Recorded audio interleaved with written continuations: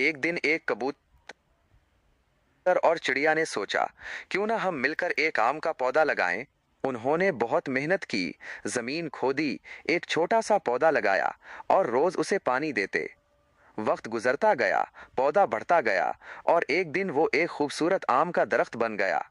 दरख्त पर मीठे आम लगे। उन्हें देखकर दोनों दोस्त बहुत खुश हुए। वो उसकी छांव में बैठते, मीठे फल खाते और खुशी से गीत गाते। लेकिन एक दिन एक बंदर आया। उसने दरख्त को जोर जोर से हिलाया, आम तोड़े और इतना शोर मचाया कि दरख्त की शाखें टूटने लगीं। फिर उसने जिद में आकर दरख्त को गिरा दिया। कबूतर और चिड़िया बहुत अफसुर्दा हुए, लेकिन वो मायूस नहीं हुए। दोनों ने एक दूसरे को देखा और कहा, अगर एक दरख्त गिर गया है तो क्या हुआ, हम दूसरा लगाएंगे। मेहनत करने वाले कभी हार नहीं मानते। तो उन्होंने दोबारा एक नया आम का पौधा लगाया और उम्मीद के साथ उसकी देखभाल शुरू कर दी।